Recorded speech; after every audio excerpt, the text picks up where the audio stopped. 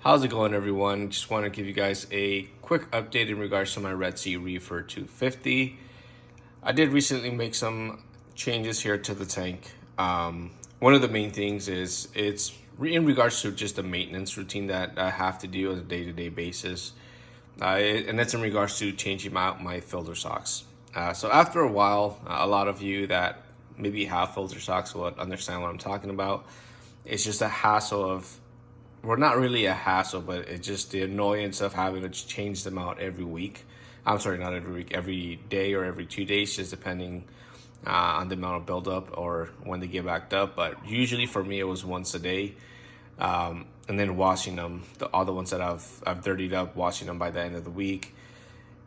It just gets, I wouldn't say overwhelming, but it's just really annoying, and you don't look forward to do that every day. So one of the changes I did do is I added a Red Sea Reefer 250, which I will show you guys here in a little bit. The reason behind that is I went with the Reefer 250. Maybe it's an overkill for this tank. It's only a 57 or 54 or 57 gallon display tank. But the reason I went with the 500 instead of the 250 was because, as I mentioned prior, I am looking to upgrade this tank eventually. Hopefully soon, but for sure by the end of the year. Not sure what route I'm taking yet as far as the type of tank or gallons. I know for sure it's going to be anywhere from 100 to 150 as far as what I'm going to upgrade to.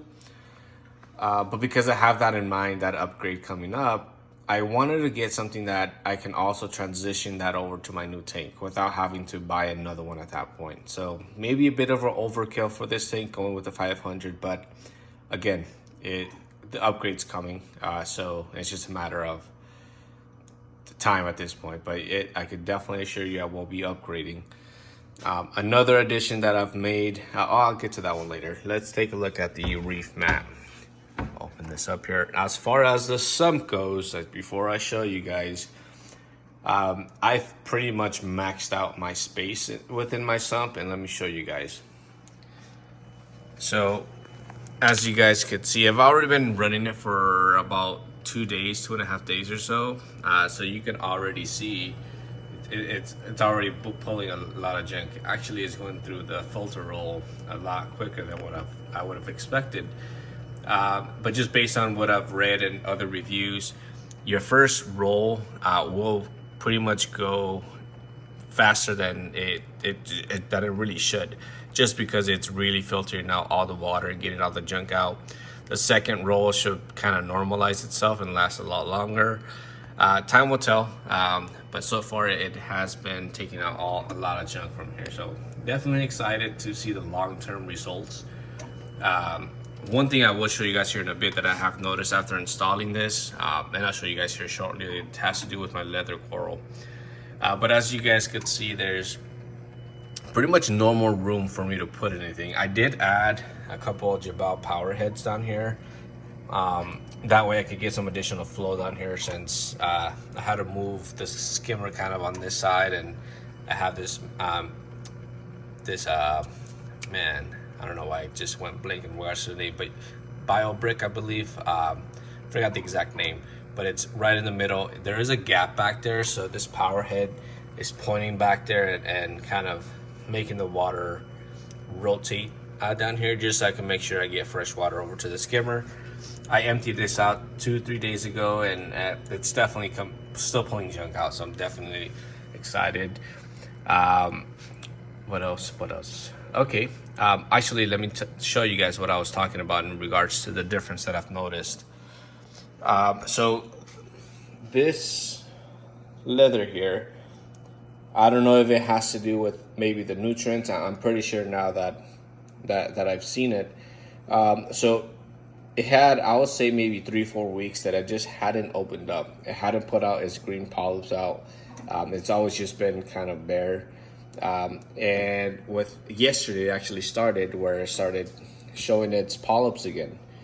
I don't know if it's because of something that was in the water, or maybe it was just too dirty. I would do water testing with my phosphates and nitrates. They weren't too elevated, so I'm not too sure. I don't want to say it's the Reef mat, but I'm leaning that way just because of what I've been seeing. But that's the only one I've really noticed any difference. Another reason why I went with the Reef mat, as I mentioned in my prior video, I do have algae growing again. So just trying to minimize the nutrients in this tank and just bring them down with the Reef mat. Hopefully that starts kind of receding there more. And one more addition I just want to show you guys here. I did go ahead and add a Holy Grail torch. So I bought that from my local reefer here who sells corals. Got it for a good deal. So I went ahead and I've always wanted a Holy Grail. I saw that he posted on Facebook Marketplace that he had one, so I had to go pick it up. Definitely, I would say this filter and this camera just not make it justice, but I mean just the brightness that it has within the tank is definitely great. Definitely an eye catch for sure. But I'm definitely excited just to see that grow out. But yeah, as far as updates, you guys, that's really all I have for today.